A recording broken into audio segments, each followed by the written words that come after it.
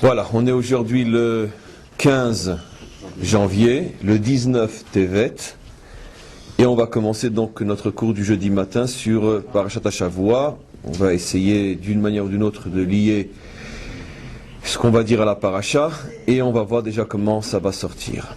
En tous les cas, je voulais commencer en vous rappelant un midrash, un texte dans le Talmud qui est très très étonnant, qui dit que les nations n'ont pas de Yetzer Hara. Il n'y a que le Ham Israël qui a du Yetzer Hara, Alors bien sûr, si on traduit le mot Yetzer Hara par mauvais penchant et qu'on s'arrête là, la traduction est bonne. Yetzer Hara, pulsion mauvaise, en bon français, mauvais penchant.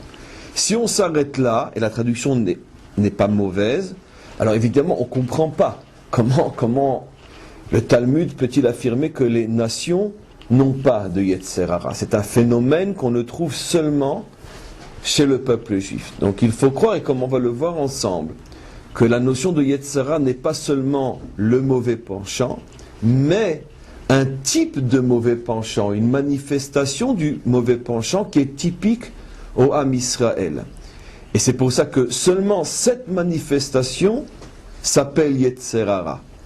Les autres manifestations du mauvais penchant ne s'appellent pas, dans le Talmud, mauvais Yetzer Hara, mais prendront un autre nom. Par exemple, un nom qui est très connu aussi, c'est Nefesh Abehemi, l'âme animale. Et vous allez comprendre pourquoi je dis l'âme animale, parce que justement dans le texte qu'on va lire, on revient sur cette notion. Il y a une notion donc d'âme animale, c'est-à-dire une force animale dans l'homme qui le pousse à avoir un comportement animal et bestial. Et cette force-là, bien évidemment, se trouve aussi chez les nations. Mais il y a une notion beaucoup plus sophistiquée qu'on appelle Yetzer Hara. Quand on en parle selon le sens profond tel que les maîtres le comprennent, à ce moment-là, cette notion-là, disent nos maîtres, n'existe que chez le Ham Israël. Et on va donc, pour essayer de comprendre, avant de revenir à notre paracha, on va donc lire un tout petit texte qui est dans le Zohar, Parshat Vayeshev. Et donc Parshat Vayeshev, c'est une paracha qu'on a lue il n'y a pas tellement longtemps, c'est une des avant-dernières parachas du Sefer Bereshit. Et voilà ce que le Zohar dit. Rabbi Chia Patar Ve'amar, Rabbi Chia dit, Rabot Raot Tzadik, Umekulam Yatzilenu Avaye. Le juste, le Tzadik, traverse dans sa vie énormément de Raot.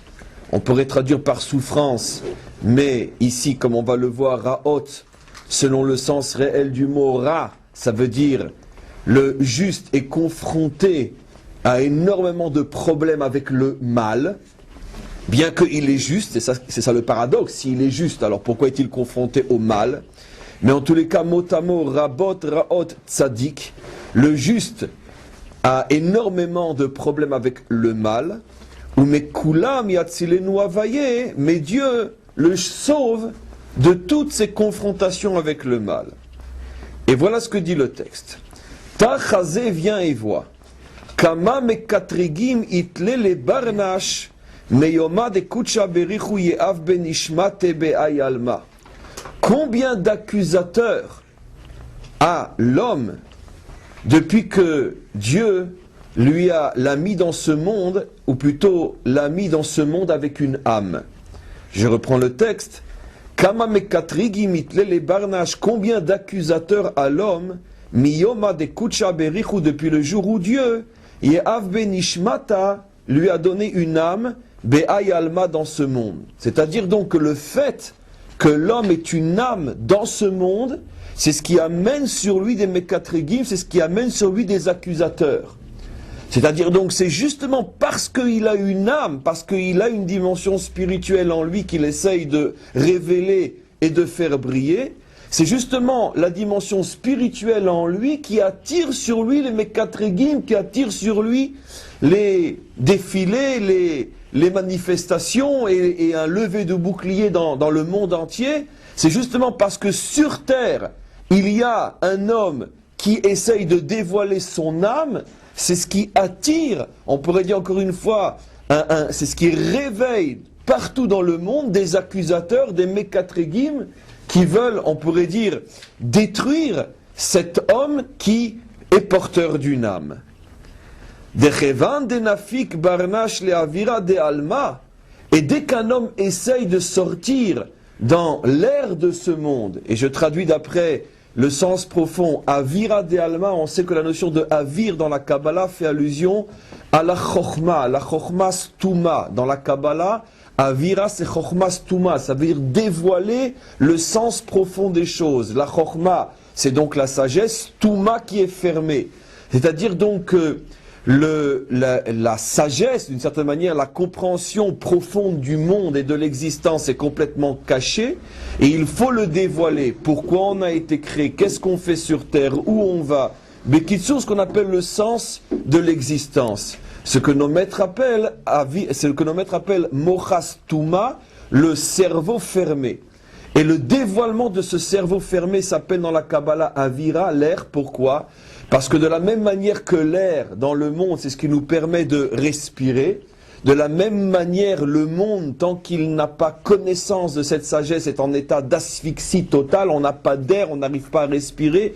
Rappelons-nous ce que l'on va lire dans la parcha de cette semaine précisément, que quand Moshe a annoncé aux Bnei Israël qu'ils allaient sortir d'Égypte, il est dit qu'ils n'ont pas pu l'entendre parce qu'ils avaient un kotser roar, ils avaient une petite respiration, ça fait allusion au fait qu'ils avaient perdu complètement le sens de l'existence, le sens de la vie. Ils étaient tombés dans un état de déprime, de désespoir tel qu'ils n'avaient même plus de place dans l'oreille pour écouter le message d'espoir de Moshe. Et donc l'air qu'on respire fait allusion à ce dévoilement de sagesse. D'ailleurs, vous savez que d'une manière extraordinaire, en hébreu, le mot avir et le mot or est exactement le même mot, avec une lettre en plus. Le mot or, aleph vav resh, et le mot avir, aleph vav resh, avec un yud en plus. C'est-à-dire que dans le mot air, il y a tout le mot or, tout le mot lumière avec un yud en plus. Le yud fait bien sûr allusion à la chokhma, comme on le sait, c'est la lettre qui représente la chokhma. Donc qu'est-ce que c'est l'air ? L'air, c'est le dévoilement de la chokhma qui est la lumière du monde. Et donc, quand le texte dit ici que dès que l'homme sort be'avira de alma, dès qu'il y a sur terre un homme ou un peuple qui veut dévoiler le sens véritable de l'existence, alors à ce moment-là, qu'est-ce que dit le Zohar ? Miyad izdamen l'ishtatefa be'ade yetzer hara. Immédiatement vient se battre contre lui le yetzer hara. Le yetzer hara est donc une force, ce n'est plus du tout, comme je vous avais prévenu au début du cours, ce n'est plus du tout comme dans les livres qui n'expliquent pas les choses en profondeur, ce n'est plus du tout le mauvais penchant. Je vous avais déjà expliqué que c'est impossible de dire que le Yetzer Hara c'est uniquement le mauvais penchant, parce qu'on a commencé le cours en rappelant les maîtres du Talmud qui disent que les nations n'ont pas de Yetzer Hara. Donc ici on comprend bien que le Talmud fait allusion à ce qu'explique ici le Zohar, c'est que le Yetzer Hara est une force qui ne s'attaque qu'à ceux qui veulent mettre de la lumière dans le monde. Ceux qui ont une âme et ceux qui se sont mis en tête de faire rentrer dans ce monde le havir, c'est-à-dire l'air pur, l'air de la chokhma, l'air de la sagesse, l'air de cette lumière transformée en air qui va donner un sens aux choses.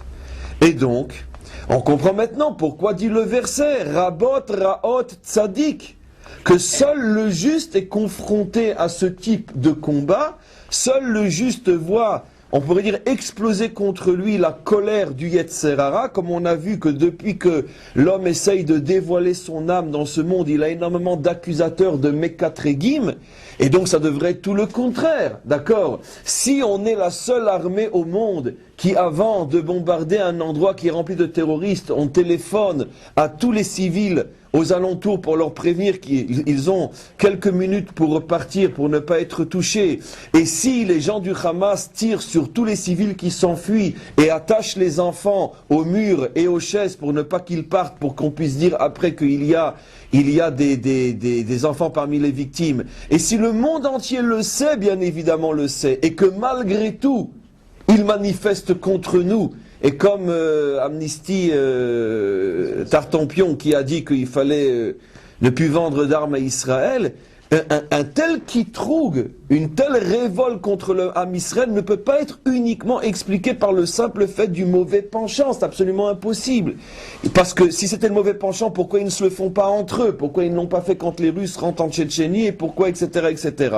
Ou quand ils viennent de rentrer maintenant en Géorgie. Pourquoi, c'est bien Georgie, pourquoi ils ne le font pas entre eux? Parce qu'entre eux, ils n'ont pas de Yetzer Hara. Parce que quand les Russes rentrent en Géorgie, ils ne rentrent pas en Géorgie pour dévoiler la lumière ou pour dévoiler l'âme du monde ou pour donner un sens au monde. Ils ne rentrent pas là-bas pour protéger le monde du terrorisme et donc pour faire le sale travail pour lui. Donc comme ils ne sont pas porteurs d'un message nishmatique, comme dit le texte, automatiquement ça n'entraîne absolument pas ce qui trougue. Dieu a créé, on pourrait dire, des mécanismes diaboliques dans le monde qui ne se réveillent que là où il voit l'âme du monde qui est en train de briller. Donc il n'y a absolument rien d'étonnant. On a parmi nous des réactions du type « Mais si encore on se comportait comme eux, je comprendrais qu'ils manifestent contre nous, mais puisqu'on ne se porte, ils savent qu'on ne se comporte pas comme nous. Pourquoi ils manifestent contre nous ?» La réponse est c'est exactement le contraire. Si on se comportait comme eux, ils ne manifesteraient pas contre nous. Pourquoi? Parce qu'il n'y aurait pas d'Yetzera dans le monde. Le Yetzera dans le monde n'a peur que d'une chose, d'une âme qui se réveille. Donc moins on se comporte comme eux, et plus on attire contre nous des manifestations dans le monde entier. On pourrait même dire d'une certaine manière que la preuve la plus grande que nous sommes le seul peuple propre et la seule armée propre du monde, c'est que nous sommes les seuls contre qui tout le monde se bat quand on essaye de se défendre. C'est la preuve la plus grande qu'on est devant, on pourrait dire, une réaction du type Yetzer Hara. Je continue. Et le texte dit, dirtiv comme il est dit, la peta chatat rovetz. Le khatat, le mal, ne guette que celui qui est à la porte, que celui qui veut ouvrir la porte. Tant que tout est fermé, ça veut dire tant que le monde vit dans une fermeture inimaginable et qu'on ne voit rien, on n'entend rien, on ne comprend rien, alors le Yetzer Hara, il ne bouge pas. Mais quand le Yetzer Hara sent que quelqu'un veut ouvrir la porte, la pétard, tu veux ouvrir la porte, à ce moment-là, khatat robetz. À ce moment-là, le Yetzer Hara vient pour te détruire. Donc maintenant, avant d'aller plus loin, on a compris quelque chose d'extraordinaire. On a compris donc maintenant pourquoi nos maîtres disent que les nations n'ont pas d'Yetzer Hara. Les nations ont uniquement le Nefesh HaBehemi, comme on va le voir tout de suite, elles n'ont pas d'Yetzer Hara. Ça veut dire que les nations, elles, ont des forces, comme nous d'ailleurs aussi, qui les poussent à vivre le jour pour profiter de l'existence, jouir, machin, et même faire des fautes graves, mais tout ça uniquement parce que elles veulent vivre comme des bêtes. Pour ceux parmi elles, bien sûr, qui vivent comme des bêtes, c'est pas tout le monde. Mais le Yetzer Hara, qui n'existe que chez le Ham Israël, c'est un phénomène qui n'a rien à voir. Le Yetzer Hara, son problème, c'est pas de te faire jouir du monde. Le Yetzer Hara, ce n'est pas le fait de te faire gagner de l'argent, de voler, si c'est pas ça son problème, ça c'est le problème du Nefesh HaBehemi, de l'âme animale. Le Yetzer Hara, il a un seul et unique problème, ne pas laisser l'âme se dévoiler dans le monde.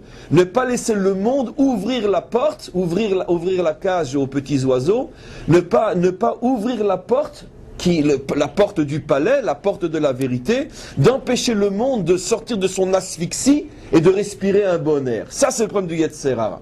Donc, automatiquement, je me répète sur ce que dit le verset, Rabot, Raot, Tzadik. Ne t'étonne pas si tu vois que le juste est accusé par le monde entier, que tout le monde cherche à le détruire, parce que c'est justement parce qu'il est juste qu'il attire sur lui une force diabolique qui s'appelle le Yetzer Hara. Donc c'est le prix à payer. Il faut qu'on arrête, nous, Bnei Israël, de se plaindre comme des idiots. Mais pourquoi? Tu veux ne pas être juif, alors vas-y, quitte le pays et change de nom et deviens un goy, Nekuda, et plus personne te fera du mal, même quand tu tues, tu violes et tu massacres, puisque tu es goy. Et un goy, il a le droit de faire ça. Mais si tu veux être juif, alors à ce moment-là, ne t'étonne pas du fait que, même quand tu préviens ceux qui sont en face de toi que tu vas tirer, que tu tires, et qu'on a attaché des enfants en face de toi pour que tu tires dessus, ne te plains pas que tout le monde dise que tu es un assassin, parce que c'est ça le prix que tu dois payer quand tu es juif. Parce que toi tu as une âme et eux n'en ont pas. On continue. Veta chazé deachiu. Et maintenant je vais t'expliquer quelque chose de plus profond, dit le Zohar. Dea Be'ire meyoma deitia. Le regarde la différence qu'il y a entre un homme qui a du Yetzer Hara, ou plutôt un juste qui a du Yetzer Hara, et un animal. Comme on le sait dans le Zohar, les animaux, et comme c'est évident ici dans ce texte, les animaux font très très souvent allusion aux nations, c'est-à-dire que l'animal et le modèle qui représente, on pourrait dire, le fonctionnement des nations, d'où on le sait, parce que les prophètes eux-mêmes, regardez le prophète Daniel, regardez Jérémie, Ésaïe, etc., à chaque fois que les prophètes, Yecheskel surtout, à chaque fois que les prophètes parlent des nations, ils représentent les nations avec des animaux, surtout dans Daniel, pardon, pas dans Yecheskel, l'ours qui se bat contre le lion qui représente, comme on le sait, la Babylonie, l'ours qui représente la Perse, après vient l'aigle qui, je crois, est la Grèce, etc., et donc les animaux sont toujours, on pourrait dire, le modèle qui sert à représenter les nations.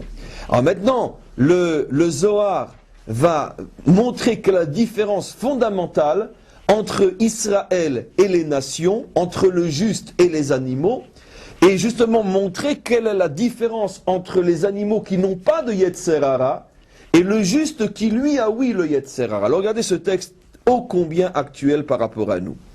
Dea beire, parce que sache que les animaux, meyoma deitialedou, depuis le jour où ils ont été créés, kuleu natre garmeyu, tous ont un instinct de protection, de conservation, mot à mot, des natre garmeyu, elles savent se protéger, les animaux savent se protéger, ve'arkin min gonura, et ils fuient de devant le feu, ou min kolatrin bishin, de tout endroit qui est pour eux dangereux. L'animal est muni de ce qu'on appelle un instinct de conservation, de survie, et donc il sent le danger, et tu ne pourras jamais faire approcher un lion du feu. Tu ne pourras pas faire approcher une gazelle d'un lion. Elle sent le lion à des dizaines de kilomètres, voire même peut-être plus encore.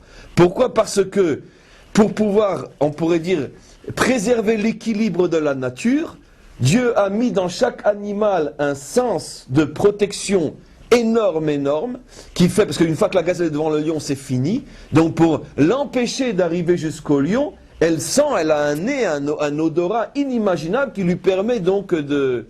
Il y a des choses, bon, on a tous vu des films sur la nature, des choses, c'est peut-être les films les plus extraordinaires qui existent quand on les regarde avec un œil de Emouna. On voit comment chaque animal, ce que Dieu lui a enlevé, il lui a donné autre chose en contrepartie. Je me rappelle, une fois j'avais vu un film comme vous, des centaines de films comme ça, où on voit une panthère qui essaye de s'attaquer à un petit singe, qui a une faculté de grimper aux arbres avec une rapidité inimaginable. Et le commentaire expliquait que justement que toute la puissance et la force de la panthère ne peut rien contre l'agilité de ce petit singe-là. Et il expliquait, je veux dire, c'était ma machin. Et il expliquait que justement, quand on voit, il disait pas le Dieu, mais il disait la nature est bien faite, parce que lui n'a aucune force, mais il a l'agilité pour le protéger. Et donc, il y a un équilibre extraordinaire dans la nature. Et c'est ça, cet esprit donc de survie, qui fait que c'est absolument impossible de mettre un animal, de l'attirer vers le danger, sans qu'il ait toutes ses antennes qui s'allument et donc qui s'éloignent du danger. Ça, c'est les animaux. Et donc, ça, c'est les nations. Mais par contre, Ubarnash, mais l'homme, qui fait ici allusion à Israël, Miyad ate le'arama garme gonura. Lui, dès qu'il se réveille, il se jette dans le feu. Regardez cette phrase-là. Miyad ate le'arma garme gonura. Miyad, immédiatement.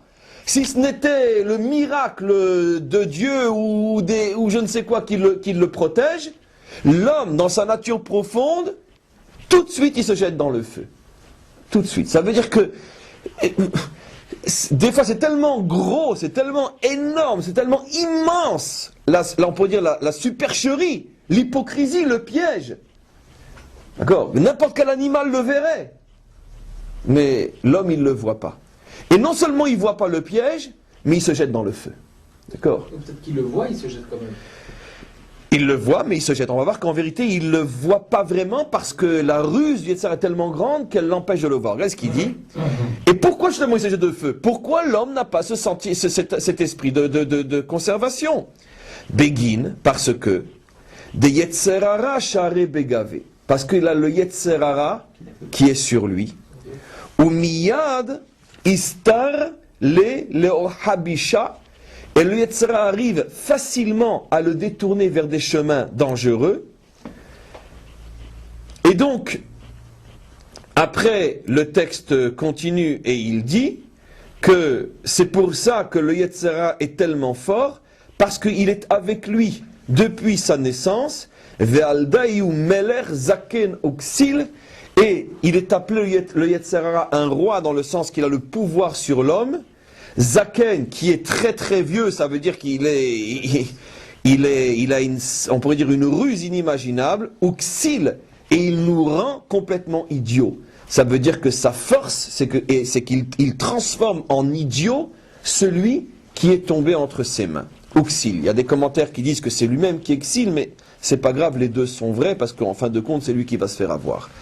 Mais uniquement pour ceux qui s'appellent, c'est tout le cours, nous demandons tous les hommes, uniquement pour ceux qui s'appellent tzaddik, c'est-à-dire pour ceux qui dévoilent la neshama dans le monde. Je viens d'expliquer, je le répète, que dans le langage des maîtres, les nations sont comparées à des animaux, Israël est comparé à un homme, donc ce schéma-là n'existe bien sûr que pour le Ham Israël. Je veux dire, Israël, c'est tout. Ve'amer kulam tzadikim. J'explique. Je vous en supplie, écoutez. Lorsqu'il s'agit de la nation juive, toute la nation a un statut de tzaddik, comme il est dit, Ve'amer kulam tzadikim. C'est-à-dire que on pourrait dire les règles qui s'appliquent aux justes en particulier s'appliquent à toute la nation juive lorsqu'elle est nation. En tant que nation, lorsque je ne regarde pas le prat, je ne regarde pas le particulier, en tant que nation, la nation bénéficie heureusement et malheureusement de toutes les règles qui s'appliquent à un particulier lorsqu'il est injuste. Lorsqu'il est injuste, même en tant qu'individu, s'applique sur lui ce phénomène qu'on appelle le Yetzer Hara, c'est-à-dire que plus il va faire le bien, plus il va vouloir dévoiler le bien, et plus il va réveiller contre lui des accusations terribles. D'accord ? Je pense à notre ami je pense au Rav du frère de notre ami en le voyant arriver, le Ramchal comme on le sait, et écrit à ses maîtres. On a le frère du Rav Shriki là-bas. Écrit à ses... Voilà, tout le cours s'arrête, voilà. Et donc, le Ramchal écrit à son maître qu'il a peur de sortir dans la rue parce qu'on va le tuer. Qu'est-ce qu'il a fait comme crime, cet homme-là? C'est que c'était un génie qui a commencé à dévoiler des lumières inimaginables dont nous sommes aujourd'hui les héritiers, tous les livres du Ramchal, mais en son temps, c'était trop fort et on a voulu le tuer. On peut dire, il y a eu le Ham Israël lui-même a disjoncté face à ce tzaddik-là. Le Ari HaKadosh, comme on le sait, le Ari HaKadosh, son oncle, qui était un Louria lui aussi, l'oncle du Ari HaKadosh appelé Louria, qui était le Gadol de toute la Pologne, a voulu l'excommunier. Le Ari HaKadosh qui était à Tzfat, le Baal Shem Tov, les ennemis qu'il a eu, le Baal Atania, on a brûlé ses livres à Vilna, le Rambam, Maïmonide, on a brûlé ses livres en Provence, etc., etc. Le juste, en tant que prat, réveille toujours contre lui des accusations inimaginables, plus il est grand. Mais ça, on le sait au niveau du juste. C'est pour ça que nos maîtres disent que si tu vois dans une ville un rabbin, un rave qui est apprécié par sa communauté, sache que c'est un mauvais rabbin. Pourquoi? C'est absolument impossible. C'est fort, c'est terrible, mais c'est comme ça. Pourquoi? Parce que c'est impossible qu'un homme qui est censé représenter la vérité puisse être apprécié par le commun des mortels. C'est absolument impossible. La vérité dérange, la vérité fait mal, la vérité est insupportable. Et donc automatiquement, si quelqu'un veut à son niveau être le porte-parole de la vérité, il ne peut avoir qu'une majorité d'ennemis. Ça, on le sait. Et celui qui n'a pas compris ça, il n'a pas commencé à comprendre ce qu'est l'existence dans ce bas monde. Mais le chidouche c'est que c'est vrai aussi, et peut-être encore beaucoup plus, au niveau du Ham Israël. Parce qu'en tant que nation, alors on ne regarde pas le prat. On ne regarde pas qu'à Gaza, par exemple, il y a peut-être la moitié, bien que c'est faux ce que je dis, mais il y a peut-être la moitié qui ne sont pas pratiquants. Je dis c'est faux parce que dans le fond, tout le monde est pratiquant dans ce peuple aujourd'hui, et ceux qui ne le sont pas, c'est tout simplement parce qu'ils n'ont pas appris. Mais même si on regarde sur les faits, qu'on va dire que la moitié ou même la majorité ne sont pas pratiquants, malgré tout, la hanaga, le comportement, on pourrait dire céleste et terrestre vis-à-vis de cette communauté va être un comportement du type tzaddik, parce que en tant que peuple juif, le comportement vis-à-vis du peuple juif est toujours un comportement tzaddik. c'est-à-dire celui qu'on a face au tzaddik, comme il est dit, ve'amer kulam tzaddikim. Donc il y a, on pourrait dire, deux catégories d'humains qui bénéficient d'une réaction du type tzaddik, soit l'individu au milieu de nous, et c'en est un tous les 100 ans, soit le peuple juif à chaque seconde. Dès que le peuple juif mène une action en tant que peuple juif, il est regardé par les autres nations comme on regarde un juste. C'est-à-dire, plus tu fais le bien et plus je vais vouloir t'écraser. Alors maintenant, comment le Yetzer Hara, comment on pourrait dire ceux qui veulent nous écraser, comment vont-ils essayer de nous écraser? En nous poussant à faire quelque chose que eux-mêmes ne feraient pas, mais ils savent que ça c'est la faiblesse du juste, la faiblesse de l'homme avec un grand H, c'est que l'homme arrive à se faire rouler plus facilement que la bête, et que on ne peut pas attirer la bête dans un feu, mais on peut attirer un homme dans un feu. C'est-à-dire on peut très bien faire croire à un homme que s'il se retire de Gaza et qu'il laisse ces gens-là libres de faire ce qu'ils veulent, tout ira bien, et on arrive d'une certaine manière à le lui faire croire. Aucun peuple au monde n'aurait gobé une chose pareille, mais Israël gobe une chose pareille. Pourquoi? Parce que nos maîtres disent, les nations n'ont pas de Yetzer Hara. Et comme le Zohar traduit que le Yetzer Hara, c'est la force qui pousse un homme à se jeter dans le feu alors que la bête est en train de lui hurler, mais c'est du feu, c'est du feu. Et lui dit, mais non, c'est pas du feu, c'est une piscine. Et la bête sait que c'est du feu. Et donc ça, c'est un phénomène inimaginable. On a déjà, je sais, à de nombreuses reprises parlé de cette notion-là, mais c'est une notion qui est tellement importante aujourd'hui, parce qu'on est tous plus ou moins déprimés. Moi, pour Hachem, j'ai pas la télévision, mais ceux qui regardent la télévision, même qui écoutent du matin au soir la radio, sont déprimés, on n'en peut plus, on ne peut plus supporter cette folie des nations contre nous. D'accord? Mais en vérité, il faut se rappeler constamment qu'on doit leur dire merci. Merci à Amnesty, merci à vous tous. Pourquoi? Parce que c'est vous qui nous rappelez que Baruch Hashem, nous sommes véritablement le peuple juif. Parce que le jour où vous accepterez nos guerres, ça sera la fin du peuple juif. Ça veut dire qu'on sera devenus comme vous, des assassins, des violeurs, des tueurs, etc. Voilà, c'est-à-dire qu'il n'y aura plus d'Israël, donc il n'y aura plus d'âme Israël. Donc tant que vous manifestez contre nous, c'est bien la preuve que nous sommes véritablement le peuple juif. Donc il ne faut pas s'étonner de ça, il ne faut pas avoir peur de ça, il faut comprendre que c'est le prix à payer pour justement mériter d'être le peuple juif. Maintenant on comprend pourquoi de toutes les guerres d'Israël, la plus folle, la plus injuste dans la réaction des nations par rapport à nous, c'est celle-là. Jamais les nations n'ont poussé à ce point, on pourrait dire l'hypocrisie, le cynisme et la méchanceté dans leur réaction, parce que c'est la première des guerres d'Israël que Israël mène véritablement, comme le Ham Israël doit mener une guerre, avec la volonté claire de ne pas se laisser avoir cette fois-ci par le Yetzer Hara. C'est-à-dire par cette force qui nous voile le feu, qui nous fait croire que le feu c'est une piscine chauffée à 35 degrés. Comprenez?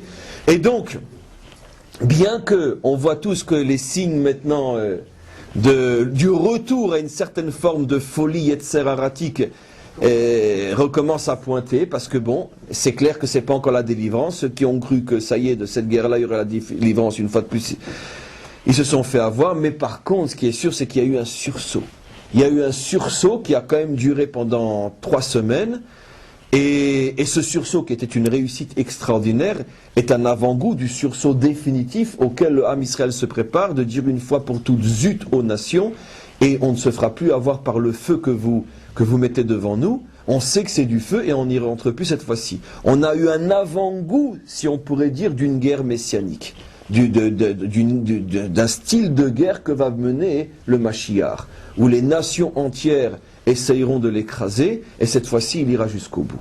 Et donc c'est extraordinaire qu'on a pu voir, on pourrait dire, sous nos yeux, on pourrait dire une allusion à ce genre de guerre.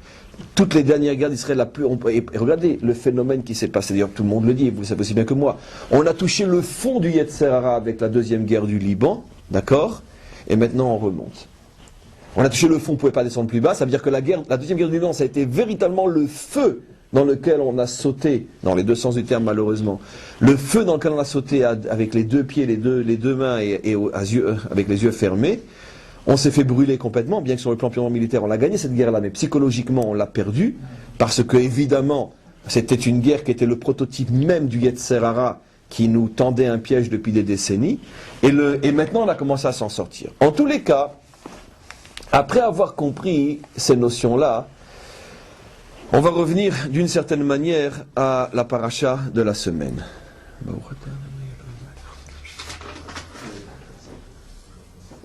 C'est quel le Zohar? Je sais pas là. Au début, le tout début de Parashat Vayeshev, dans le Zohar Ragil, pas le Zohar Hadash. Et donc, on va revenir à notre paracha. On voit que, enfin, on revient à ma manière, c'est-à-dire en se dirigeant vers, mais on ne va pas forcément encore toucher à la paracha. On voit que, au tout début de Sefer Bereshit, la relation entre l'homme et la femme va changer entre avant et après la faute. Avant la faute, Adam appelle Chava mon épouse. Isha, la vraie traduction du mot Isha en Lashon HaKodesh veut dire l'épouse. Ça ne veut pas dire la femme, mais ça veut dire l'épouse. Après, en hébreu moderne, c'est devenu la femme. Mais Ish ve Isha, c'est l'époux et l'épouse. Donc il l'appelle mon épouse, ça veut dire celle avec laquelle je suis marié. C'est pas une femme étrangère, c'est celle avec laquelle je vis, avec laquelle je fais marier. Vaikra et Shmo Isha qui me ish Luka Chazot, il l'a appelée l'épouse parce qu'elle est une partie du mari. Et donc, c'est comme ça qu'elle s'appelle avant. Après la faute, il lui change de nom et il va l'appeler Chava, qui signifie la mère, celle qui donne la vie. Vaikra et Shmo Chava, ki haïta em kol chai. Il l'a appelée Chava parce qu'elle était la mère de toute vie.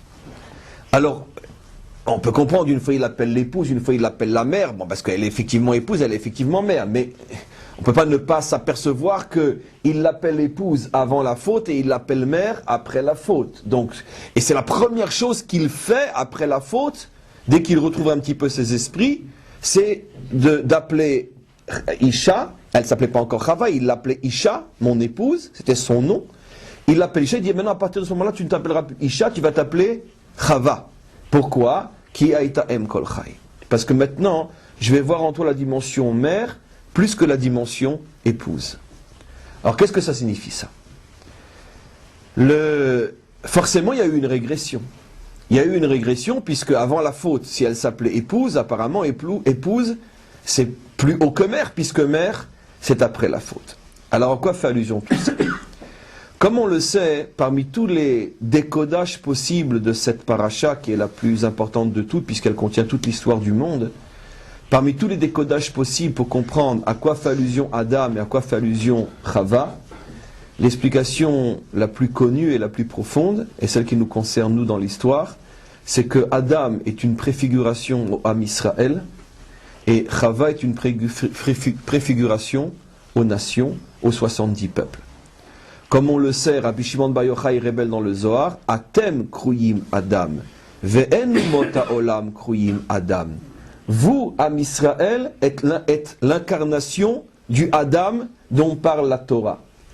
Les nations, alors si c'est pas le Adam, c'est quoi? C'est Chava. On sait que les nations, en vérité, le modèle qui leur correspond, c'est Chava. Et donc, ce qui est extraordinaire dans cette explication-là, c'est que si Adam et Chava représentent l'homme et la femme mariés, ce qui veut dire donc que la vocation d'Israël et des nations, c'est d'être comme mari et femme. C'est-à-dire que Israël est le mari, et les 70 peuples, les nations, vont être l'épouse. Et donc, on comprend très bien que tout le problème entre Israël et les nations, c'est en vérité un problème de Shlom Bayit, comme vous le dites. C'est un problème donc de paix des ménages, de paix dans le couple, que de la même manière qu'au niveau d'un couple, il y a énormément de tensions, de difficultés, d'amour et de haine, et des fois des séparations et toutes sortes de choses. De la même manière, l'histoire entre Israël et les nations, c'est une histoire comme à l'intérieur d'un couple, avec des fois un grand amour, beaucoup plus souvent des tensions, des cris et des coups, des fois même des séparations, etc., etc. Et donc, on pourrait dire cette explication est extrêmement importante parce que déjà on a gagné de comprendre que finalement, de la même manière que Dieu a dit à Adam, Lo tov eyot Adam levado, heeselo hezer kenegdo, il n'est pas bon que l'homme soit seul, faisons-lui quelqu'un à ses côtés qui pourra s'opposer à lui, qui est en même temps une aide et une opposition. Et qu'est-ce que Rachid dit? Si Adam est zoché, si Adam est méritant, alors la femme sera son aide. Si l'homme n'est pas méritant, alors la femme sera contre lui, dit Rachid, kenegdo le ilachem, contre lui, pour se battre contre lui. Si on transpose ça entre Israël et les nations, alors on comprend une chose extraordinaire. Quand Israël est méritant, à ce moment-là, les nations sont aux côtés d'Israël pour l'aider. Mais quand Israël n'est pas méritant, alors à ce moment-là, kenegdo le ilachem. Donc on voit bien d'après cette manière de comprendre les choses qu'en vérité, que tout le problème qu'Israël a avec les nations est fondamentalement lié à Israël lui-même. Ça veut dire que quand Israël est méritant, à ce moment-là, les nations s'associent à lui et on forme, on pourrait dire, le grand couple de l'humanité réunie et tout fonctionne comme ça doit fonctionner. Et quand Israël n'est pas méritant, à ce moment-là, les nations qui sont donc notre épouse, qui sont censées l'être, se révoltent contre nous, dit Rachid, kenegdo le ilachem. Ça contredit ce qu'on disait tout à l'heure dans la première partie, puisque quand il veut être juste, il a toutes les tsarot. Oui. Mais le problème est justement, la question est extraordinaire. Justement, le problème c'est ce qu'on va expliquer. Qu'est-ce qu'on appelle justement être juste? Il y a être juste sur le plan moral et spirituel, mais c'est pas encore le juste dont on parle ici, vous touchez le fond du problème. Évidemment, on a vu tout à l'heure que quand on est juste, on s'attire sur nous toute la haine des animaux, toute la haine, on pourrait dire tout le kitroug des nations. Alors la question est, mais alors pourquoi maintenant Rachid dit que quand on est méritant, alors l'épouse est à nos côtés et quand on n'est pas méritant, elle nous fait la guerre? Ça contredit. Non, parce que justement tout le problème est de savoir, de comprendre ce que signifie être un juste et ce que signifie être méritant. On peut très bien être un juste sans pourtant avoir le statut d'être méritant par rapport à ce que notre épouse attend de nous. Vous comprenez? On le sait dans la vie de tous les jours. Un homme peut très bien être quelqu'un de très bien, être un homme très bien et malgré tout avoir de très gros problèmes de shlom bayit. C'est pas automatique que si je suis véritablement un homme très bien dans ma vie, je vais avoir une harmonie et la paix dans mon couple. On le sait très bien que ça ne fonctionne pas comme ça. Donc, qu'anirait que pour pouvoir avoir l'harmonie et la plénitude dans son couple, ça ne suffit pas d'être un homme très très bien. Et justement, c'est ce que donc, cette complémentarité entre le texte du Zohar et Rashi, mais on n'a encore rien expliqué, que quand tu es très bien, dit le Zohar, mais que tu n'es pas encore méritant, dit Rashi, tu vas t'attirer toute la haine des nations qui sont donc Chava, qui sont donc l'épouse. Donc tout le problème, c'est de comprendre justement comment on passe de l'état de très bien à l'état de méritant. C'est tout le cours d'aujourd'hui. Vous allez voir comment c'est lié à la parcha de la semaine. Et comment c'est lié au fait donc la différence entre la femme épouse et la femme mère. Alors maintenant, je vais expliquer un peu plus profondément. Il y a, comme vous le savez, dans chaque génération, un peuple qui incarne tous les peuples. Le monde a été créé selon le principe, on pourrait dire, du klal et du prat. C'est cette fameuse Mishnah qu'on lit tous les matins, à Olam, à Torah Nitna be klal ou prat ou klal, pardon. Un principe général et les sous-principes qui sont inclus dans le principe général. Et donc, d'une certaine manière, il y a 70 peuples, mais d'un autre côté, il y a parmi les 70 peuples, il y a un peuple dans chaque génération qui incarne ces 70, micro et macro. Et dans le langage de la Torah, la nation qui englobe dans une génération précise toutes les autres nations, Cette nation, elle a un nom dans la Torah. Rappelez-vous, c'est une clé pour toute la lecture du livre qu'on a commencé aujourd'hui. Mitzrayim. Mitzrayim, c'est le nom codé, donné à la Torah. Il ne faut plus jamais traduire par l'Égypte, parce qu'aujourd'hui, Mitzrayim, c'est tout simplement les États-Unis. Il y a une nation dans chaque génération qui englobe toutes les nations. Ça veut dire qu'elle est, on pourrait dire d'une certaine manière, le modèle fondamental par rapport auquel tout le monde se positionne. Soit pour lui ressembler, soit pour se battre contre lui. Mais se battre contre lui, c'est aussi une forme de positionnement. Tu ne te bats que contre celui qui te dérange, parce que justement, il est un modèle. Et tu ne veux pas son modèle. On va dire Miyotse Chaim. Non, Chaim, c'est avec un chet. Et donc, Mitzrayim, c'est le peuple qui incarne le génie de tous les peuples réunis. Donc vous allez comprendre maintenant que puisque toute notre histoire commence par la descente en Mitzrayim, et que toute la véritable histoire d'Israël est, on pourrait dire, issue de la sortie de Mitzrayim, et toute la Torah qui nous a été donnée est Zecher Litziat Mitzrayim, on comprend ici que la Torah nous met le doigt sur un problème extraordinaire. Le peuple juif, d'une certaine manière, a une partie de son histoire à l'intérieur de Mitzrayim, et sa véritable histoire commence le jour où il est capable de sortir de Mitzrayim. Mitzrayim étant la civilisation qui, dans une génération précise, incarne tous les peuples et toutes les nations. Maintenant, on va comprendre plus profondément encore. Nos maîtres ont perçu le mystère de cette descente en Égypte et nous ont expliqué qu'en Égypte, nous étions comme un fœtus dans le ventre de sa mère. Et la sortie d'Égypte, comme on le sait, Rashi déjà dans Sefer Shemot et les Midrashim et le Talmud, les commentaires expliquent que la sortie d'Égypte correspond à la naissance d'Israël comme un enfant qui sort du ventre de sa mère. Alors l'explication, elle est inimaginable. Ma Kesher, comment on peut dire que l'Égypte est la matrice d'Israël? Comment c'est possible?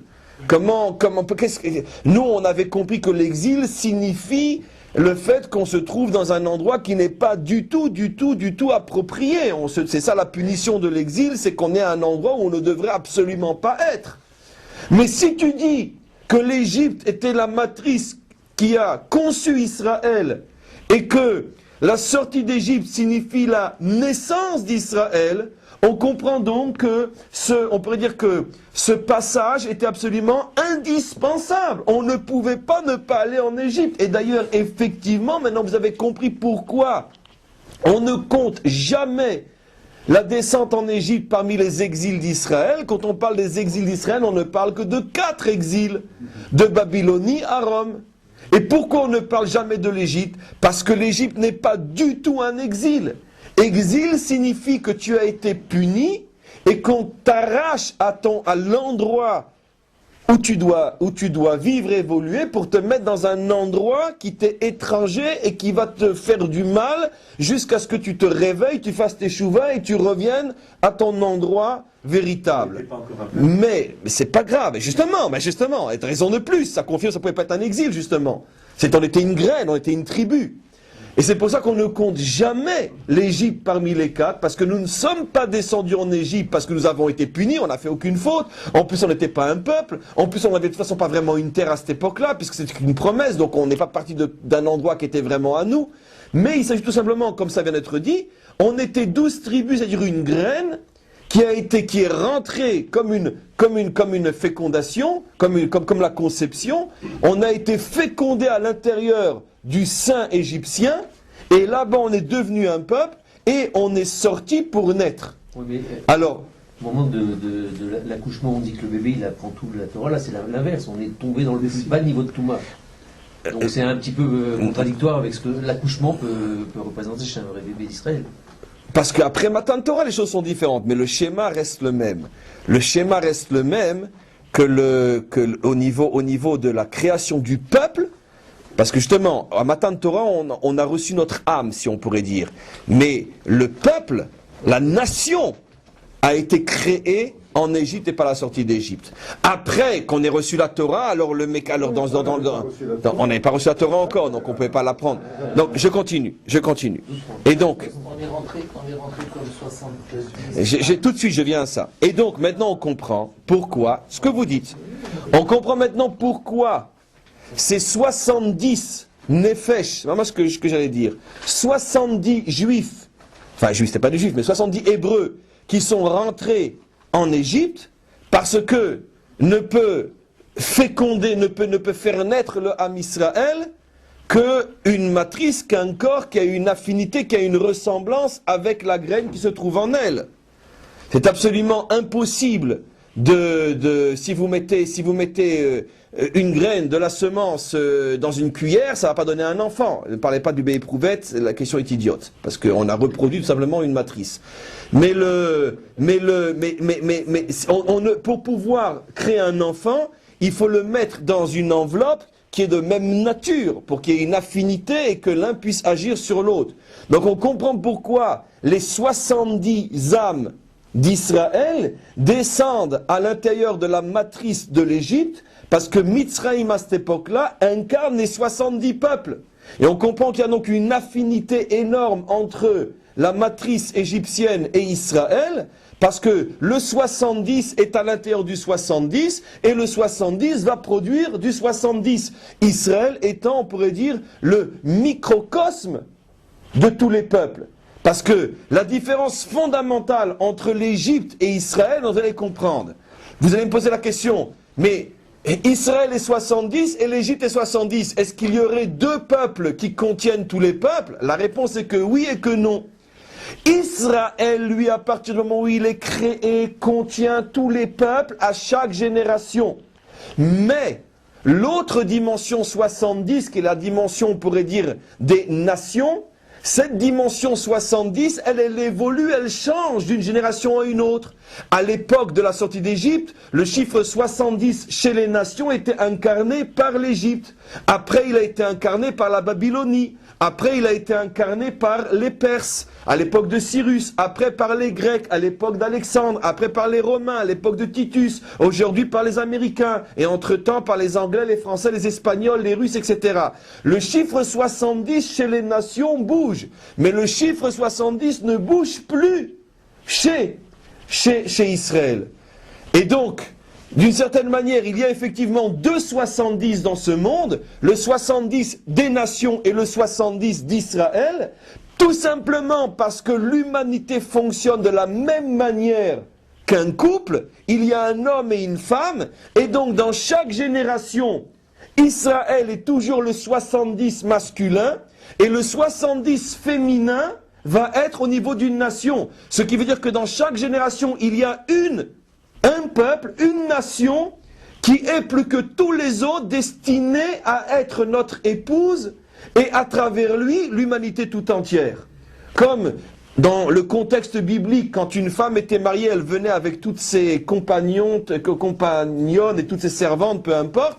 Et donc, la nation 70 se marie avec Israël et elle amène avec elle toutes les autres nations qui sont un petit peu, on pourrait dire, ses copines, etc. Non, ses servantes, peu importe, bon, ça n'a aucune importance. Et donc, à l'époque biblique, c'était Israël et l'Égypte. Et après, ça change, etc. Et donc, automatiquement, dans chaque génération, le vrai problème de Shlom Bayit, le vrai problème de couple, va se jouer entre Israël, toujours, lui il est toujours au moins un des deux partenaires, puisqu'il est éternellement le chiffre 70, et la nation qui en face de lui est 70. Ça marche, tant mieux, ça ne marche pas, ça casse. Et donc, avec les Babyloniens, premier 70 de notre histoire, après que nous-mêmes soyons devenus 70, ça a cassé. On est parti en exil. Et comme par hasard, merci beaucoup pour bien nous faire comprendre tout le cours d'aujourd'hui, combien d'années on est resté en exil? 70 ans. Pourquoi pas après? Parce qu'une fois qu'on l'a compris une fois, le principe est le même. Et donc les Babyloniens étaient effectivement l'incarnation féminine au niveau des nations du chiffre 70. Israël était le 70 masculin. Il n'y a pas eu de Shlom Bayit entre nous. On va voir tout de suite pourquoi. C'est la fin du cours. Et on est parti en exil chez eux. Et c'est tout le temps le même problème. Aujourd'hui, il est clair, absolument clair, que le 70 qui nous concerne plus que tout autre, c'est les États-Unis. On a eu pour l'instant, c'est rien, on peut dire sur l'échelle de l'histoire, 60 ans plus ou moins de lune de miel avec eux, mais on sait très bien, on est tous mariés, on sait très bien que dans la vie d'un couple, on peut avoir 10, 15, 20 ans, 2 mois, 1 semaine, peu importe, merveilleux, et puis après, il peut y avoir de très très grosses crises et de très très grosses tensions. Il est absolument clair, Rega, s'il vous plaît, Chaval, il est absolument clair que la période qu'on vient de passer maintenant, jusqu'à la semaine prochaine, avec les États-Unis, on a commencé à avoir l'annonce, c'est la semaine qui vient, de ce qui nous attend. C'était une période, on pourrait dire, une belle période dans le couple Israël et les États-Unis. Maintenant, il est absolument clair, et c'est à la rigueur pas forcément négatif, parce que dans un couple, c'est bon, c'est bien qu'il y ait des fois des tensions, des difficultés, des cris et des coups. Si c'est, on pourrait dire, dans le but de progresser, c'est pas forcément négatif. Et donc, il est clair, tout le monde le sent, si c'est pas 100% comme je le dis, c'est pas grave, on n'est pas des prophètes, mais tout le monde sent qu'apparemment la période de lune de miel, ou la période, on pourrait dire, de la bonne entente est en train de s'achever, qu'on rentre maintenant dans une période extrêmement difficile. Mais attention, le problème c'est que il ne faudrait pas que se reproduise, on pourrait dire, la crise et carrément le divorce qu'on a eu avec les Babyloniens, la crise et le divorce qu'on a eu avec les Perses, etc. À chaque fois, ça s'est terminé par un exil, donc une catastrophe. Et donc, à chaque fois, le peuple juif est reconfronté à la même situation. Est-ce que tu vas arriver à être méritant aux yeux de ton épouse? Car si tu n'es pas méritant, elle va lutter contre toi pour te détruire. Ce qui veut dire que maintenant, et ça par contre on peut l'affirmer parce que ça c'est sûr qu'on ne se trompe pas, on rentre maintenant dans une période où l'épouse américaine va maintenant nous regarder avec des yeux qui vont nous obliger à faire sortir notre dimension méritante. Et si nous ne devenons pas méritants, juste ne suffit pas, si nous ne devenons pas méritants, ça pourrait malheureusement se transformer en Nouvelle-Babylonie, etc. C'est le vave de Édom. Et donc, qu'est-ce que ça signifie tout ça? Alors maintenant vous allez comprendre l'histoire de la mère. Quelle est la différence fondamentale, mes amis, entre la relation entre un homme et sa mère et entre un homme et son épouse? Je vais parler maintenant au niveau d'image d'Épinal, sans toutes les nuances apportées bien sûr par le monde moderne, mais on pourrait dire au niveau des concepts bibliques qui restent plus ou moins vrais jusqu'à aujourd'hui, avec toutes les nuances possibles et inimaginables. L'enfant dans le ventre de sa mère est en état de dépendance totale. Il est complètement pris en charge par le féminin. Dans la relation entre un homme et sa mère, depuis le ventre de la mère jusqu'à très tard, où il commence à voler de ses propres ailes, et encore, il y en a qui à 30, 40 ans, 50 ans, ne peuvent pas vivre sans leur mère, parce que c'est effectivement la première nature profonde d'un homme, c'est cette dépendance, cette soumission, cette redevance totale vis-à-vis d'un féminin appelé mère. Et le paradoxe c'est que le même homme est destiné après dans sa vie à renverser complètement les rôles, Ve'u Yimshol Bach, c'est à lui de passer de l'état de Mekabel, de dépendance totale, à l'état de Mashpia, de donneur. Encore une fois, selon des images d'Épinal qu'il faut mesurer avec des pincettes, mais globalement, dans la relation entre un homme et une femme, d'accord? Encore une fois, avec toutes les réserves apportées par la modernité, mais quoi qu'il en soit, l'homme est plutôt le côté mashpia, le côté donneur, et la femme est plutôt le côté receveur. Et on sait très bien qu'au regard de la halakha, par exemple, au niveau de la halakha, c'est l'homme qui doit faire valoir, on pourrait dire, son modèle. Il ne peut pas y avoir deux capitaines dans un même bateau, et au moment où il y a une décision à prendre, et qu'il n'y a pas d'accord à l'intérieur du couple, dans un couple qui fonctionne sainement dans l'entente et non dans la dictature, normalement il est demandé à la femme de on pourrait dire de s'effacer pour laisser le mari imposer son modèle, encore une fois dans l'entente et dans la dictature. Mais il faut forcément qu'à un certain moment, il y en a un des deux qui cède, s'ils n'arrivent pas à se mettre d'accord. Normalement, jusqu'à aujourd'hui dans la halakha, c'est à la femme, à ce moment-là, comme sa nature profonde, le retrait et l'humilité et la pudeur, de se mettre de côté de manière à laisser le modèle du mari. Donc c'est clair que jusqu'à aujourd'hui, et surtout dans le contexte, on pourrait dire biblique, l'homme est le mashpia, celui qui donne, et la femme est le mekabel, celle qu'elle reçoit. Et donc vous voyez qu'on arrive à une inversion totale. On est parti d'une situation où l'homme est complètement dépendant, il mange ce que le féminin mange, il respire ce que le féminin respire, et il ressent ce que le féminin respire, et après il va devoir tout au long de son histoire, on pourrait dire renverser la vapeur, au point que l'épouse mange ce que le mari apporte au niveau salaire, et que finalement que l'homme qui inspire d'une certaine manière la sécurité, la force, la direction, que la femme puisse se reposer sur un homme véritable. Il est clair que par exemple dans le monde moderne et dans notre civilisation, les hommes sont pratiquement tous restés dans le ventre de leur mère, ils n'en sont pas sortis, et donc automatiquement la femme n'a pas devant elle le modèle dont elle a besoin, et c'est elle finalement qui est dénaturée par le fait qu'elle n'a pas un homme en face d'elle, et qui prétend jouer un rôle qui de toute façon elle va la dénaturer encore plus. Mais tout vient du fait qu'il n'y a plus d'hommes dans ce monde, ou pratiquement plus, comme on le sait. Et donc maintenant je reviens à ce que j'explique. Vous allez maintenant comprendre ce que signifie le fait que l'Égypte, le chiffre 70 féminin, était d'abord notre mère. Et vous allez aussi comprendre maintenant, regardez, écoutez-moi bien.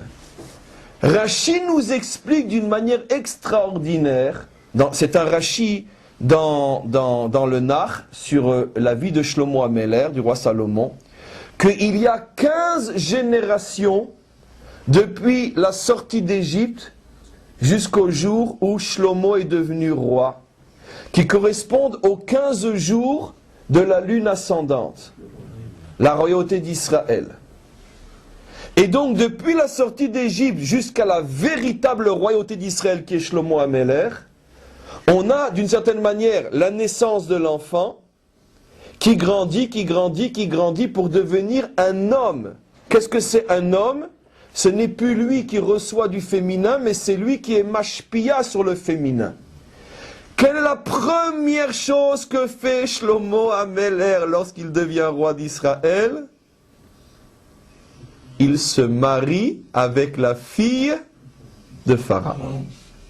Le fils devient le mari. Et il a bouclé la boucle. Il se marie avec la fille de Pharaon, ce qui signifie qu'il montre que ça y est maintenant, la royauté d'Israël est arrivée à maturité, ça y est, le Ham Israël est devenu on pourrait dire le masculin des peuples, et pour signifier qu'il est devenu le masculin des peuples, il se marie avec la fille de Pharaon, c'est-à-dire qu'il transforme la mère en épouse. Il fait le tikkun de Adam Arishon, et c'est pour ça qu'il se prend pour le Mashiach à ce moment-là, car il avait effectivement une étincelle du Mashiach en lui. Il était effectivement celui qui pouvait faire le tikkun de Adam Arishon. Qu'est-ce qui s'était passé avec Adam Arishon? Au début, il avait une relation avec le féminin, mari, épouse. Je suis Mashpia. Mais il a fauté complètement et tout a chuté, tout est tombé. Et qu'est-ce qu'il dit après la faute? Tu n'es plus l'épouse, tu es la mère. Le masculin est complètement pris en charge par le féminin. C'est pour ça que Hachem dit à Adam et à Chava, après la faute, quel sera votre tikkun? Vous voulez réparer la faute? Vehu yimshol bar. Tant qu'il ne retrouvera pas le niveau d'être mashpia, alors vous serez dans cet état de faute. Et c'est pour ça que tout après la faute, encore une fois, Adam dit à Chava, tu es la mère maintenant. C'est-à-dire que Adam comprend que le masculin maintenant va perdre sa véritable dimension, que le féminin va être au-dessus du masculin, et que d'une certaine manière, les rapports vont être complètement faussés, et c'est ce qui va amener toutes les catastrophes de l'histoire. lorsque le Ham Israël considère les nations comme sa mère, ça attire sur lui toutes les catastrophes. J'ai expliqué, maintenant regardez d'une manière extraordinaire, le rapport entre Israël et l'Égypte avant notre naissance, c'est le rapport entre un fœtus et le ventre de sa mère. C'est-à-dire une prise en charge totale. Et cette prise en charge s'appelle le premier exil, bien que ce n'est pas un exil, je ne me contredis pas, mais le premier exil d'Israël, avant les 4 autres. Cela signifie exactement de la même manière que quand le Ham Israël, même sur sa terre, se sent complètement dépendant de l'Égypte, de sa génération, et qu'il réussit et il reçoit de cette Égypte-là, à ce moment-là, il perd son statut de méritant et il attire sur lui tous les problèmes. C'est-à-dire donc que lorsque le Ham Israël a le sentiment qu'il doit son économie, qu'il doit sa sécurité, qu'il doit son existence aux nations, il signe son arrêt de mort. Il signe les problèmes qu'il y a à l'intérieur du couple. C'est-à-dire qu'à partir du moment où il y a parmi nous de trop nombreux juifs qui pensent qu'il faut d'une certaine manière tenir compte de ce que disent les nations, parce que si nous avons un État, c'est grâce à l'ONU. Donc d'une certaine manière, ça c'est la réaction d'un peuple fœtus, qui parle des nations comme on parle de sa mère. Si certains d'entre nous disent il faut quand même tenir compte d'eux parce que sans leur argent, on n'a pas la possibilité d'acheter des armes, on n'a pas la possibilité de faire prospérer notre économie, mais qui sur tout ce langage-là est le langage d'un peuple fœtus. Et même si ce peuple-là est extraordinaire, même s'il est juste, il n'en est pas moins pas méritant. Méritant signifie que tu montres à ton épouse un modèle d'homme, pas un modèle de fœtus. L'épouse attend du mari la force, la sécurité, le modèle, la direction, la confiance, l'optimisme. À chaque fois qu'un homme rentre chez lui, il tire une tête d'enterrement parce que les affaires vont mal, il s'attire un malheur à la maison. Pourquoi? Parce que la femme attend de toi une réaction d'homme. Un homme est un leader. Un homme est un dirigeant. Un homme est celui qui ouvre et qui montre le chemin. Ta femme n'a pas besoin de voir que tu es en train de t'écrouler. Parce que si tu t'écroules et que tu lui dis « Ma chérie, je t'en supplie, aide-moi, sauve-moi », tu la transformes en mère et à ce moment-là, c'est la fin de ton couple. Et bien sûr, je le dis avec de grosses images d'Épinal, mais il y a quelque chose de très profond là-dedans. Un homme qui se présente comme un fœtus n'est plus pris au sérieux par son épouse, car la femme ne veut pas que son mari la regarde comme une mère. Les nations ne supportent pas que Israël les regarde comme leur mère. Et Israël ne se rend pas compte qu'à chaque fois qu'il fait du kavod aux nations, et qu'il tient compte de ce que les nations disent, et qu'il fait savoir aux nations qu'effectivement, on tient compte de ce que vous dites parce qu'on a besoin de vous, à ce moment-là, c'est Israël qui engendre contre lui la haine des nations. Parce que rien n'est plus insupportable pour une épouse de sentir qu'elle est regardée par son mari comme sa mère. D'où vient, c'est pas comme ça qu'on dit le Shalom Bayit, ça c'est le Shalom Bayit occidental, celui de la faiblesse et de la lâcheté. Quand on dit qu'il faut écouter sa femme, que la parnassa vienne... Ça n'a rien à voir, ça n'a rien à voir, je te parle de comment tu te montres. Que tu t'assois, que tu discutes, que tu prennes conseil, que tu ailles même dans son sens, c'est la dimension même d'une famille juive. On sait très bien, dans une famille juive authentique, la femme c'est presque le rave d'une maison, quand on a la chance d'avoir une femme vertueuse à ses côtés. Mais c'est pas de ça qu'on parle. On parle dans la relation, on pourrait dire morale et psychologique. Est-ce que tu te montres comme un bébé ou tu te montres comme un mensch, comme un ben Adam? La femme ne supporte pas la faiblesse chez son mari. Elle ne supporte pas ça. Que tu prennes conseil chez moi, que tu suives même mon avis, mais dans le respect, dans la force, dans la vérité d'un homme, pas comme une petite fille. Si elle ne voit pas ça chez toi, tu es mort. Et donc toi tu crois qu'en la mêlant à tes soucis, en lui montrant que, etc., tu t'attires au contraire le respect, etc., tu te dénatures, tu t'avilis, tu t'humilies et elle va t'écraser. Pas parce qu'elle est méchante, parce qu'elle ne te supporte plus. Vous comprenez? Je répète donc ce que j'ai dit et tout de suite la question. Encore une fois, j'ai honte des images d'Épinal que je livre dans ce cours, mais je suis obligé d'être grossier pour qu'on comprenne d'une manière plus subtile. Je fais confiance à votre intelligence. C'est exactement la même chose. Israël fait toujours l'erreur dans chaque génération, et aujourd'hui plus que jamais, de confondre entre l'épouse et la mère. Les États-Unis sont au plus notre épouse, mais certainement pas notre mère. Et donc plus on a avec eux un comportement de mère, et plus ils vont nous écraser. Qu'est-ce que tu voulais dire? Vous avez, dans votre livre Shalom Bayit, vous avez dit qu'il y a 4 étapes dans un couple. Oui. Il y a d'abord le mari, c'est comme un ami, après c'est son époux, après c'est comme sa sœur et comme sa mère. Effectivement, je dis dans ce livre-là que le plus haut niveau de relation, c'est une très bonne question, mais ce n'est pas une contradiction. C'est la même question que notre ami dit d'une autre manière, que le plus haut niveau, c'est quand un homme il arrive à comprendre que son épouse c'est comme sa mère, mais là-bas je précise. Ça veut dire qu'un homme il doit comprendre que tout ce qu'il est, en Adam nikra Adam, un homme n'est pas un homme tant qu'il n'est pas marié. Un homme doit comprendre et faire sentir à son épouse qu'il lui doit tout, comme un enfant le doit à sa mère. Ça c'est vrai. Mais et vous faites bien de façon poser des questions parce que ça m'oblige à me préciser plus. Ça c'est vrai au niveau de ce que je témoigne comme respect, comme reconnaissance à mon épouse et que je lui dis sincèrement tu ne serais pas là, je n'existerais pas. Mais ça ne contredit pas ce que j'explique.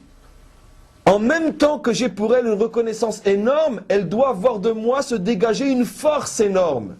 La femme doit sentir que dans un moment de crise, dans un moment d'incertitude, elle peut compter sur son mari, il sait où il va.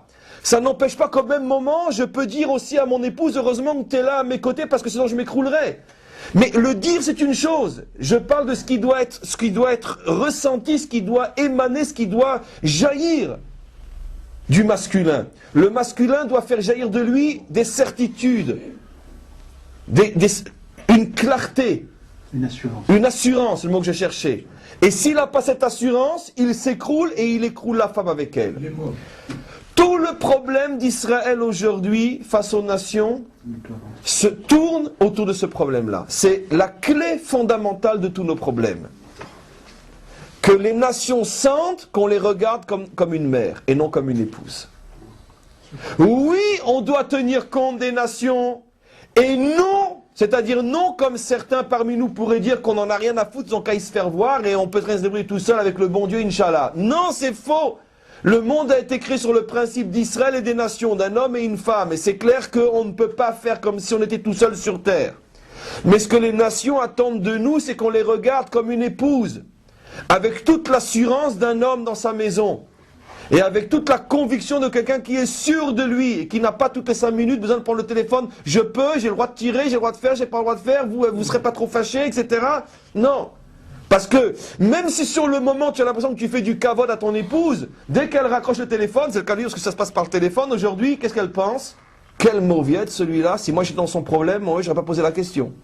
On est. Et donc, derrière ton dos, qu'est-ce qu'elle pense de toi l'épouse? C'est que tu es un bon à rien. Et maintenant, le fait c'est que ce problème-là, c'est le Yetzer Hara fondamental de l'homme. On le sait tous dans nos couples. C'est le problème fondamental de l'homme. C'est que l'homme confond, et c'était ta question en vérité, entre respect, reconnaissance et l'attitude, on pourrait dire masculine, qu'il doit avoir malgré tout. Oui, un homme doit pouvoir dire sincèrement à son épouse « je te dois tout », mais en même temps, il doit lui faire sentir que la force, c'est lui. De la même manière, effectivement, on doit, parce que c'est une question on pourrait dire de reconnaissance et de savoir-vivre, on doit effectivement reconnaître que les Américains et d'autres nous aident et que sans eux, etc., etc., mais pas au point de s'avilir et de s'affaiblir et de devenir un fœtus. Comprenez? Parce qu'au contraire, ce que eux attendent de nous, ce sont des certitudes. Le monde entier a les yeux sur le peuple juif.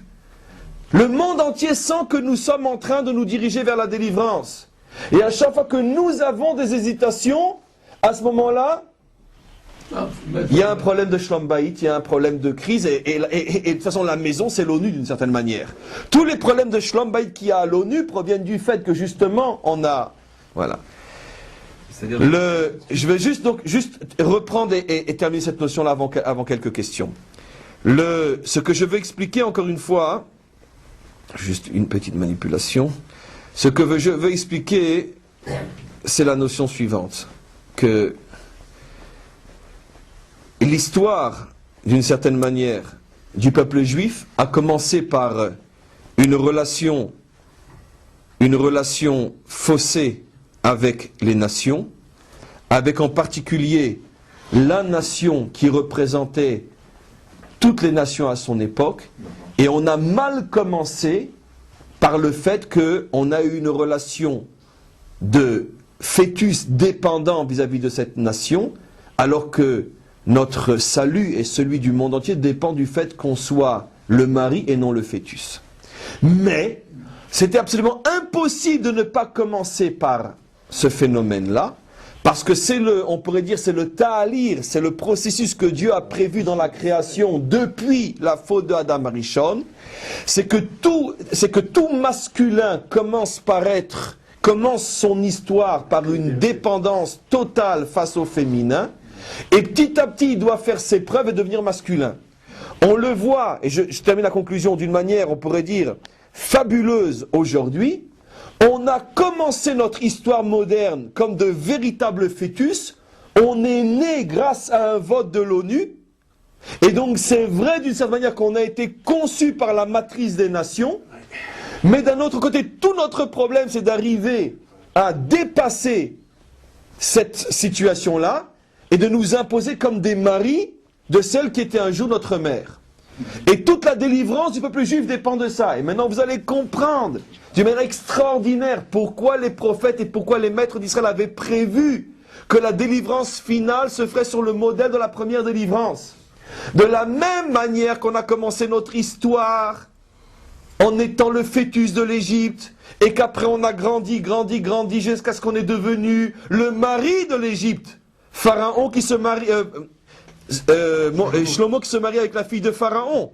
De la même manière, très exactement, dans notre histoire contemporaine, on a commencé notre histoire par un vote de l'ONU, c'est-à-dire que c'est la matrice des nations mères qui nous a mis au monde, mais toute notre délivrance dépend du fait qu'on arrive à dépasser cette situation et de dire une fois pour toutes, nous ne sommes plus des fœtus, nous ne sommes plus le bébé, l'enfant, nous sommes maintenant le mari, et de transformer les nations en épouses et ne plus les laisser être notre mère. La preuve, c'est que le premier qui va dire que Israël est un âme, c'est Pharaon lui-même.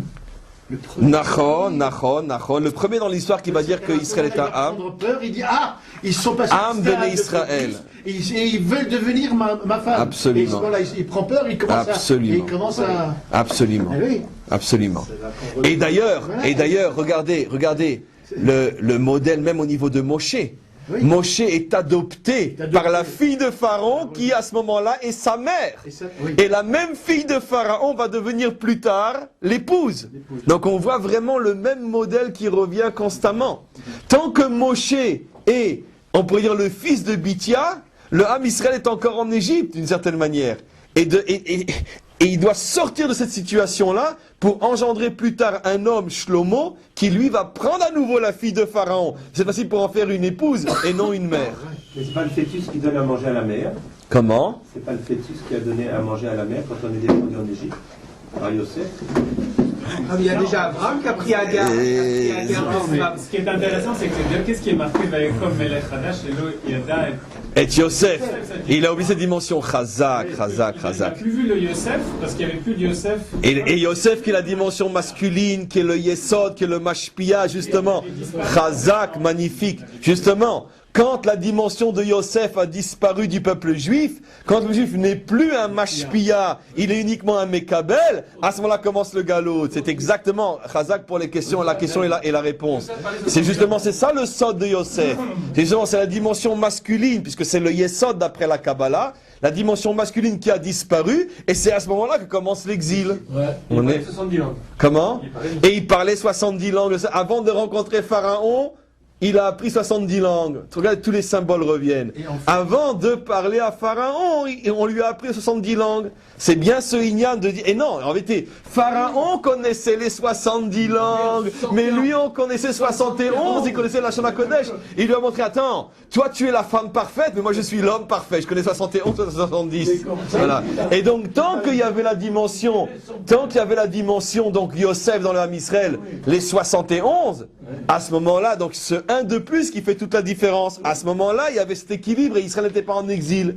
Et quand on a perdu cette dimension-là, paf, alors l'Égypte est devenue notre mère. Et Rabbi Israël, qui était donc à Goshen, les 71 ans où Joseph était avec eux, ils n'étaient pas esclaves. Pourquoi 71 ans? Parce que, comment dirais-je, il est arrivé au pouvoir à l'âge de 30 ans. Et il est mort à 110 ans. Donc la différence, ça fait 30 Non, ans. non, non, Et non, il non, a ça fait fait. Et il est resté encore les 7 Mais ça ans. fait, ça fait exactement. Ils sont restés pratiquement 70 Ça sera un ans. calcul, je crois qu'il a raison. Oui, Il est resté au 70 pouvoir ans. 71 ans, je crois. Ça, c'est à vérifier. C'est ça quelque chose qu'il faut vérifier. Absolument. C'est autour de 70 ans où ils sont restés tranquilles. Ils n'ont pas été esclaves. L'esclavage a commencé petit à petit après la mort de Yosef, et plus ça allait dans le temps, et plus c'était Absolument. difficile. Non, après la mort de Yosef, c'est L'esclavage marqué. a duré 400, Absolument. Ça part d'Abraham, et Absolument. c'est Même avant l'esclavage ça, de son Abraham, il a pris Agar comme femme. Oui, mais parce que Maaseh Avot Siman Abanim, il y a déjà justement on pourrait dire, toutes les préparations à ce qui va se passer dans l'histoire sont faites par les Avot et Yosef. Abraham avait commencé à prendre effectivement Agar comme épouse, etc. Donc tout est déjà préparé, on le sait, mais parce que les Avot ont préparé le tashtit, ils ont préparé le plan de l'histoire. Et après, nous, on le vit. Et Yosef, effectivement, incarne la dimension masculine dans le Ham Israël qui arrive à faire comprendre à Pharaon que c'est lui le Mashbir, c'est lui le Mashpia. Yosef Hatzadik. Absolument. Oui, mais on ramène son squelette, c'est-à-dire c'est une... Parce que ça doit être joué par Yehuda et pas par Yosef, justement. Non, c'est-à-dire que Yosef doit être réintégré par Yehuda. C'est-à-dire, c'est ce que notre ami a dit. Yosef, il est le tzaddik, mais il n'est pas la notion, la nation tzaddik. Yehuda va prendre la dimension Yosef et va la faire passer du prat au klal. C'est-à-dire que le klal va être Yosef. Parce qu'aujourd'hui, dans notre peuple, on a beaucoup de Yosef. D'accord? Mais on n'a pas une nation Yosef. Et or, la nation Yosef, c'est Mashiach ben David. C'est ça le sort de Mashiach ben David, c'est qu'il reprend la force de Yosef, la force masculine du Mashpia, mais qui n'existait que chez les individus, et il a fait briller cette force-là au niveau de la nation. Amen, v'chen yiratzon.